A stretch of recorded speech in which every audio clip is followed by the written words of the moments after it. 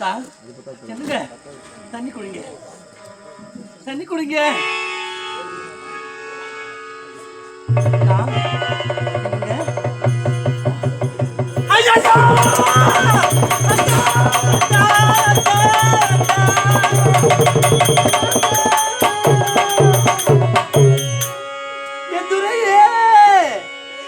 ராஜா உங்களுக்கு என்னங்க ஆச்சு? நீங்க தண்ணி தண்ணி கேட்டீங்களே சாமி, உங்களுக்கு என்ன ஆச்சு ராஜா? அத்தான் அத்தான்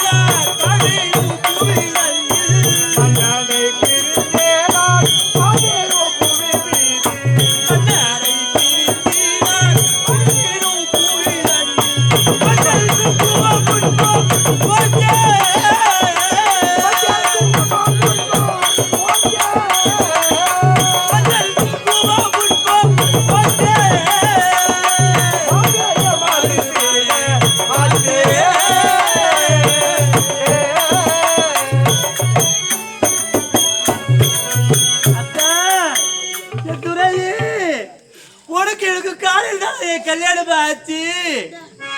இந்த பால் உன் நாட்டிற்கு போகலாம் என்று அழைத்து கொண்டு வந்தாயே, தங்கள் உயிராகப்பட்டது பிரிந்து போய்விட்டது. அத்தானே துரையே ராஜா, உங்க முகத்துல எப்ப பாப்பேன்? என் நீதிமானே, என் நீதிபதி ஐயா, நீ பேருக்கு எந்த மாரி நீதியோட நடந்து சாமி ஐயா. நான் பாட்டி பாடவா எடுத்து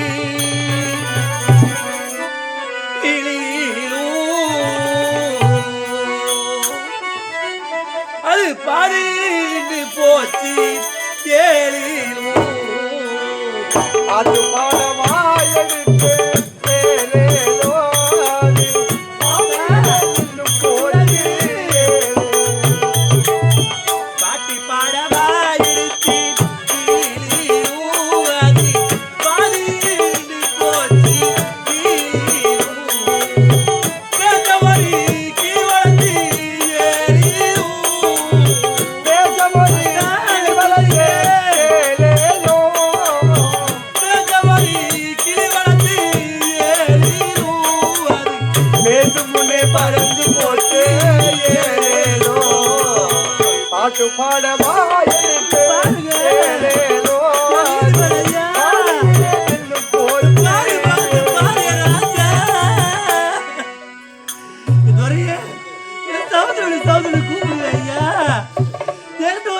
பேச மாட்டியா? உன் மனைவி மக்கள் உன் பிள்ளைகளை விட்டுட்டு எப்படி போடு? நான் பள்ளியாரை இது காலாயி உனக்கு எனக்கு கல்யாணம் பள்ளியார் கொடுக்க பார்க்கலையே. குலத்தாக உயிராகப்படுத்தாக விட்டு பிரிந்து விட்டது. பள்ளியறை காலரை பள்ளியறை காலரை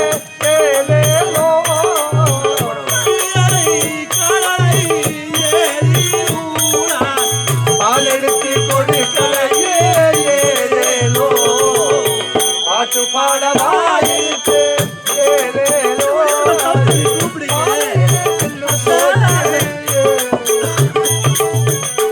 ராஜா போட்ட பதில் இன்னும் பிரிக்கலை. நம்ம கல்யாணத்துக்கு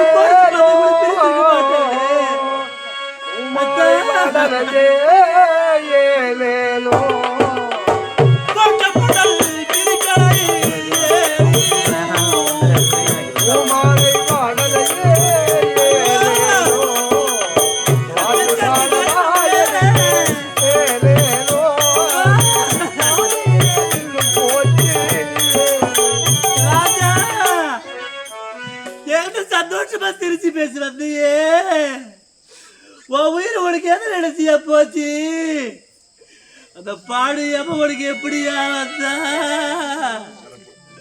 இந்த பாவிக்கு கூட பிறந்தாலும் தம்பி கூட யாரும் கிடையாது இந்த பாவில ஓரிய பிறந்த பொண்ணாச்சு நான் பறக்கும் போதே தாய பறி கொடுத்தது இந்த பாவி இப்ப வந்து பறி கொடுத்துட்டு நிக்கிறது இந்த பாவிக்கு அண்ணன் கூட யாரும் கிடையாது அம்மா தெய்வமே நீ போகும்போது பாவி கொண்டு செல்ல கூடாதா இந்த பாவி மட்டும் எதுக்கு வீட்டு விட்டு செல்றாங்க தெய்வமே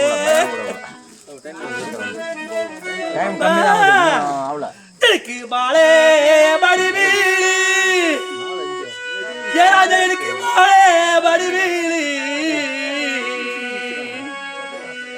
ராஜா எனக்கு பாபாடாரி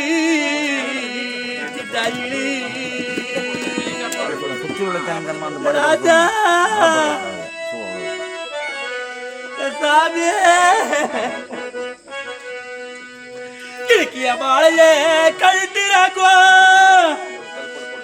ராஜா கிய மாலையே கழுத்திராக்கோ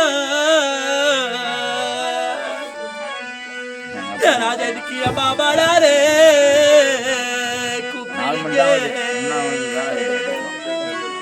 இந்த பாவிக்கு யாரு இருக்கிறாங்க இந்த பாவி யாரு நம்பியா விட்டுட்டு போன ராஜா சாமி திருக்காடி கிருத்திகையா ராஜா காடி கிருத்திகையா இந்த பாவிக்கு அல்ல பண்டிகையா இந்த பாவிக்கு அண்ணன் வர்றாளே ஐயோ நம்ம தமக்கு உட்காந்து அழுகுறாளே அவளுக்கு இனிமே யாரு இருக்கிறா அவரு இருக்கிறாரு நம்ம தங்கச்சி பாக்குறாரு வருவாங்களே ராஜா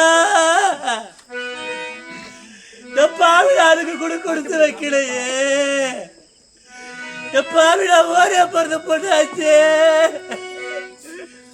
எனக்கு ஆடி கிருத்திகையா ராஜா எனக்கு ஆடி கிருத்திகையா ராஜா எனக்கு அண்ணா பண்டிகையா சாமி ஐயா உன் பிள்ளைங்களுக்கு என்ன சொல்லிட்டு போன மனைவிக்கு என்ன சொல்லிட்டு போன ஐயோ நீ வருவா வீட்டுல காத்துக்கிட்டு இருந்தே நீ செத்த சரியா எனக்கு வந்தது இந்த பாவி மட்டும் எதுக்கே சரியா விட்டுட்டு போன இந்த பாவி நீ கூட கூட்டிட்டு போயிருக்கலாமே உன் பிள்ளைக்கு உன் பொண்ணுக்கு நீ பதில் சொல்லிட்டு போயிருக்கிற நீ யார நம்பியா விட்டுட்டு போயிருக்கிறிய ராஜா சாமி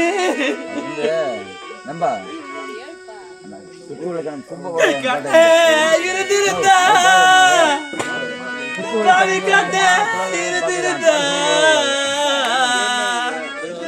எனக்கு அண்ணா வரித்த வரும் எனக்கு அண்ணா கோடி முண்டா வரும் திருமதி வரையே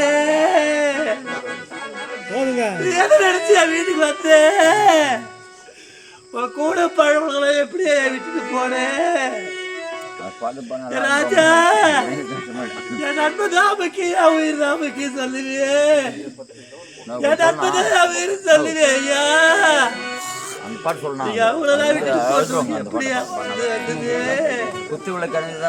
அந்த பாடு அப்படி கூட கண்ணு கிடையாதா ராஜா நடந்து போவதே நீதி சொல்லுவே ஐயா நடந்து போவதே நீதி சொல்லுவே உனக்கு எப்படியே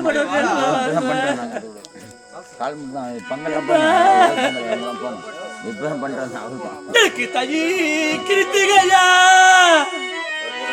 ராஜா எனக்கு தாயி கிருத்திகையா ராஜா எனக்கு தம்பியில்ல பண்டிகையா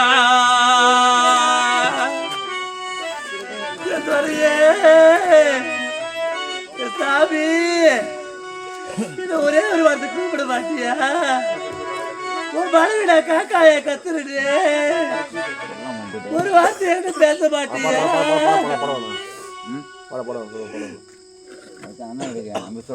எனக்கு தை கிருத்திகையா ஜெயராஜா எனக்கு தை கிருத்திகையா ஜெயராஜா எனக்கு தம்பி இல்ல பண்டிகையா எனக்கு தம்பி இருந்திருந்தா ஜெயராஜா எனக்கு தம்பி இருந்திருந்தா எனக்கு தவளை வரித்த வரும் ராஜா எனக்கு என் தம்பி கோடி முட்டை வரும் உன் பிள்ளைக்கு பிறகு அப்பா எங்களுக்கு கேட்கிறாங்களே உங்களுக்கு என்ன பதில் சொல்லிட்டு போயிருக்கிறேன் சாமி இது ஊரடி எப்படியா மறந்துட்டு போட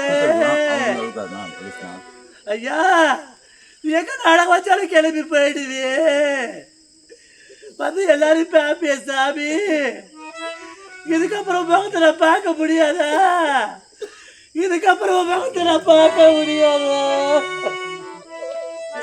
அப்பா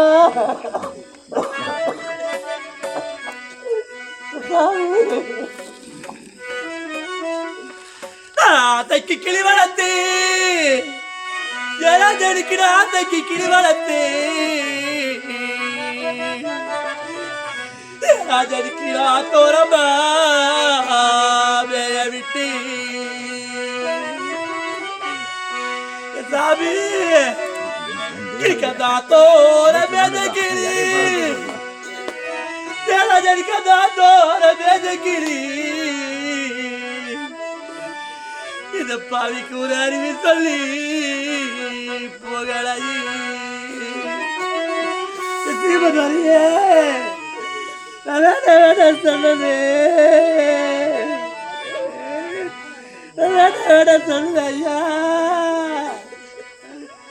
உனக்கு எங்களை விட்டு பார்க்கறதுக்கு எப்படியா மருந்து வந்தது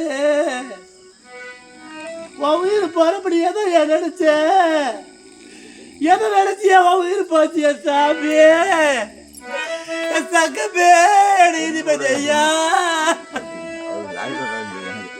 பூஜைக்கு கிளி வளர்த்து ஜப்பானிக்கிற பூஜைக்கு கிளி வளர்த்து ராஜனுக்கு நான் புத்தோரமா மேய விட்டு ராஜா எனக்கு புத்தோர மேஜ கிளி ராஜனுக்கு புத்தோர மேஜ கிளி இந்த பாவிக்கு ஒரு புத்தி சொல்லி போகலாயி தீபத்தரையே எப்படியா எங்க விட்டுட்டு போன சாமி எனக்கு மட்ட மட்ட பாபா ரபா எனக்கு மட்ட மட்ட பாபா ரபா ராஜனுக்கு அது மயிலாளூ சத்தரபா ராஜா நீதிபதி ஐயா அந்த பட்ட மரம் பட்டு போடா ராஜனுக்கு அந்த பட்ட மரம் பட்டு போடா இன்னைக்கு அந்த மயில் போய் எங்காடங்கோ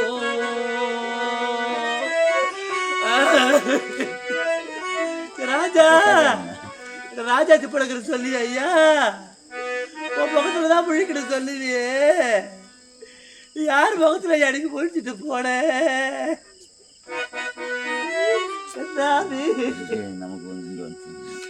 ஜெயராஜனுக்கு பாக்கு பறந்து வரும் ஜெயராஜனுக்கு பாக்கும் பறந்து வரும் ஜெயராஜனுக்கு நீ பார்த்த கப்பல் முன்ன வரும்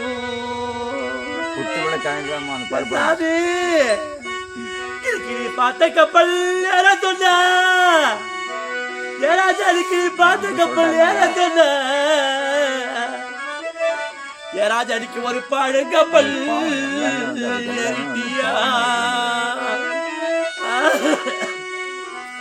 சாமி ஐயா எனக்கு சுக்கு தொரட்டி வரும் ராஜா எனக்கு சுக்கு தொரட்டி வரும் ராஜாடிக்கு நீ சொன்ன கப்பல் முன்னா வரும் தங்க துறையே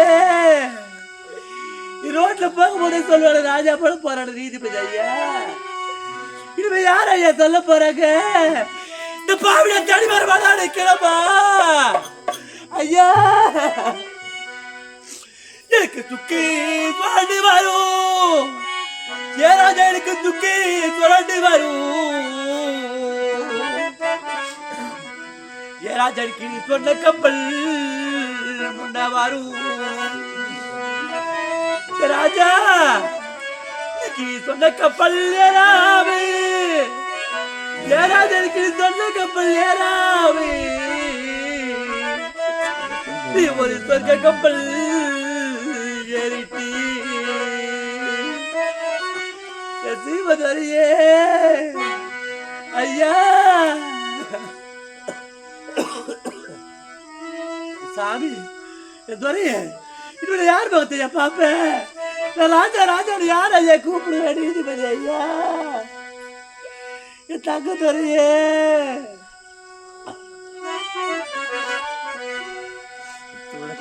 அப்பாவும் அன்புக்கு ஈடாகுமாகாசும்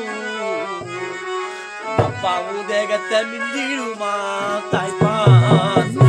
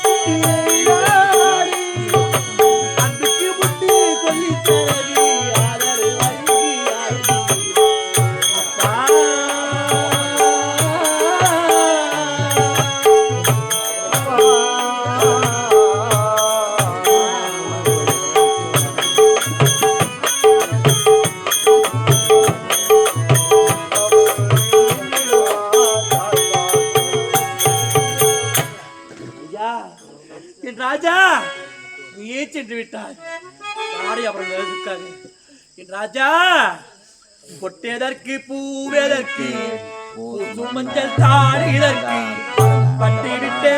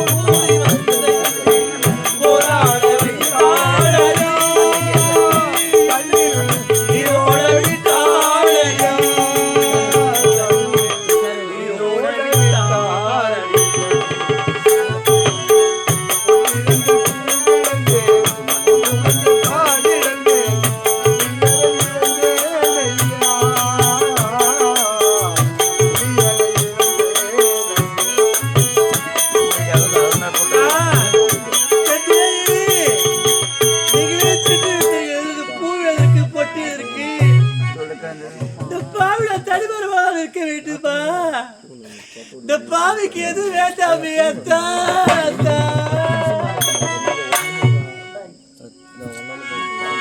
கண்ணே கரிசல் மண்ணு பூவே கண்ணீரில் நீந்துகின்ற மீனே பாறை நீளத்திலே காலை வெள்ளத்திலே தண்ணீரை தேடுகின்ற மானே கண்ணே கரிசல் மண்ணு பூவே கண்ணீரில் நீந்துகின்ற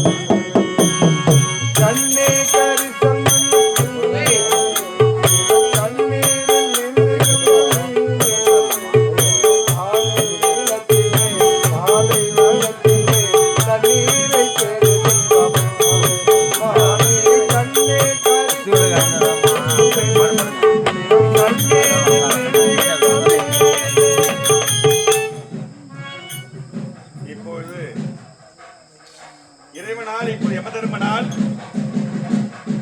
இப்போது மாண்டு கிடப்பது நீதிபதி. அந்த நீதிபதியினுடைய இல்வாழ்க்கை துணைவியாக கருபிடித்து வந்தவர் மகேஸ்வரி.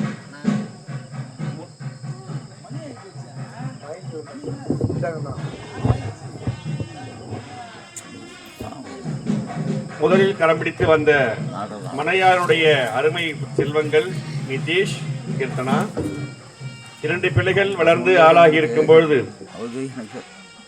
நோய்வாய்ப்பட்டு முதல் மனைவி இறக்கவும், தன் பிள்ளைகளுக்கு ஒரு தாய் வேண்டும் என்று இரண்டாவதாக என் அருமை தம்பி நீதிபதி மகேஸ்வரி சொல்லக்கூடிய அருமை மனையாளை கரம்பிடித்தான்.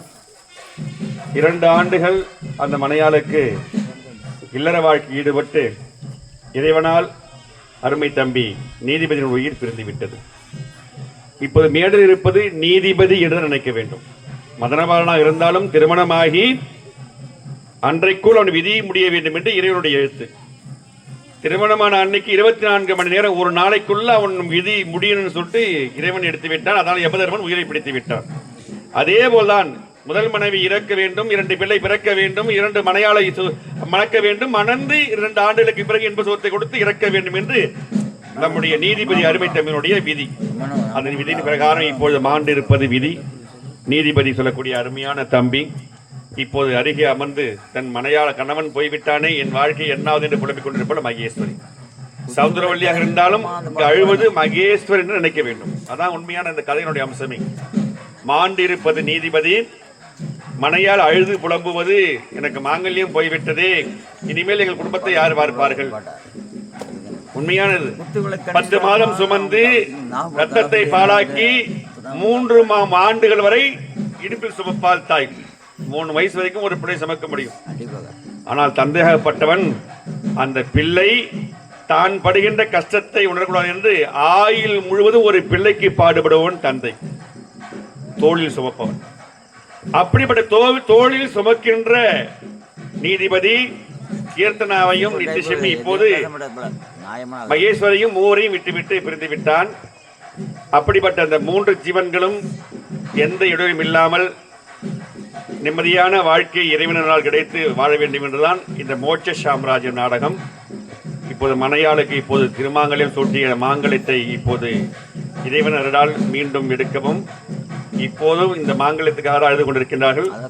சரியான சமயத்தில் இந்த நிகழ்வு நடைபெற்றுக் கொண்டிருக்கிறது. அதனால் இப்போது அந்த நாளிலே புகுந்த கோடி சொல்லக்கூடிய அந்த மனையாளுக்கு போடக்கூடிய நிகழ்வை இப்போது அருமை தம்பி நீதிபதியுடைய தம்பி இப்போது அண்ணி சொல்லக்கூடிய அந்த மகேஸ்வரிக்கு பூந்தன் போடக்கூடிய நிகழ்ச்சி. நீதான் தம்பி, நீதான் போடணும். ஓம் குரு பிரம்மா குரு விஷ்ணு குரு தேவோ மகேஸ்வரகா குரு சாட்சாத் பரபிரம்ம தஸ்மை ஸ்ரீ குருவே நமக. ஓம் தென்னாருடைய சிவனே போற்றி, இந்நாட்டவருக்கும் இறைவா போற்றி. ஓம் பார்வதி பதையர மகாதேவா. ஓம் நமச்சிவாயம். இந்த மார்கழி மாதத்திலே புனிதமான அந்த இன்னுயிர் ஈர்த்த நீதிபதி அருமை தம்பி மீண்டும் இந்த மண்ணில் பிறவா வர வேண்டும். அதான் நாம எத்தனை பேர் நாம ஜீவன் எடுத்து பிறந்து இன்ப சுகத்தோடு வாழ்ந்து ஏழையோ பணக்காரனோ ஆண்டவன் ஆலயத்திற்கு செல்லும் போது எனக்கு சொத்து கொடு பணம் கொடு அப்படின்னு கேட்கறத விட மீண்டும் இந்த மண்ணில் பிறவா வர வேண்டும். இதோடு இந்த பிறவி எடுத்தது போதும். ஏன்னா கடைசி பிறவிதான் எழி பிறவி என்பது, கடைசி 7வது பிறவிதான் மனித பிறவி. ஏற்கனவே 6 பிறவிகள் ஆடாகவோ மாடாகவோ குதிரையாகவோ மண்ணாகவோ புழுவாகவோ காயாகவோ பேயாகவோ கனியாகவோ ஜீவன் எடுத்து கஷ்டப்பட்டு 7வது பிறவியாக தெய்வீக பிறவி கொடுப்பதான் இறைவன் இந்த மனித பிறவி, ஆணாகட்டும் பெண்ணாகட்டும். இந்த பிறவியில பாவம் செய்கின்றோமோ புண்ணியம் செய்கின்றோமோ மீண்டும் நான் நாயாகவோ கழுதையாகவோ பேயாகவோ மண்ணாகவோ புழுவாகவோ காயாகவோ பிறக்கக்கூடாது. இறைவா, இறைவனோடு 2 கலந்து உன் திருவடியில் என் மோட்சம் அடைய வேண்டும் என்றுதான் இந்த பிரார்த்தம். நாம் எல்லாரும் அதான் வேண்டிக்கணும். நல்லா சம்பாதிக்கணும், அடுத்த வருஷம் நான் அடுத்த யுகத்தில் நான் அடுத்த ஜென்மத்தில் நான் நல்லா பிறக்கணும், எனக்கு நீண்ட ஆயுள் கொடுக்கணும், அதான் வேண்டாம். இந்த பிறவி 7 பிறவி எடுத்தது போதும் இறைவன் கொடுத்த பிறவி மனுஷ பிறவி தான் கடைசி இறைவன் கொடுக்கின்றான். அதோடு சரி முடிஞ்சு போச்சு நம்முடைய பிறவி. இனிமேல் மீண்டும் இந்த மண்ணில் பிறவா வரம் தந்து இறைவனோடு மார்கழி மாத புண்ணிய மாத பகவானுக்கு உந்த மாதமான இந்த புண்ணிய மாதத்தில் புண்ணிய ஆத்மாவான என் அருமை தம்பி நீதிபதி மோட்சம் அடைய வேண்டும் என்று இந்த மோட்ச சாம்ராஜ்யம் நாடகம் சொல்லக்கூடிய இதிகாச நாடகம். அதனால்தான் இப்படி கஷ்டப்பட்டு மழை வந்தாலும் தூரல் போட்டு எடுத்துக்கிட்டு தட்டு அங்க இருக்கு வர எடுத்துக்க, அது போய் தட்டு அந்த தட்டு எடுத்துக்க. அப்படிப்பட்ட அருமை தம்பிக்கு இப்ப நீதிபதிக்கு மோட்சம் கொடுக்க வேண்டும் என்று இந்த நிகழ்வு. இந்த மனைவி தன் கணவன் வேண்டும் என்று இனிமேல் போராடக்கூடிய 1 மணி நேர நாடகம் நடைபெறும். அதோடு நாடகம் முடிவுற்றுவிடும்.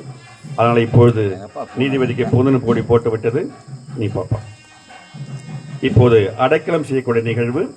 அடைக்கலத்தை எப்படி செய்வார்கள், என்ன சொல்றார் என்று சொல்வார்கள். ஓம் நமச்சிவாய.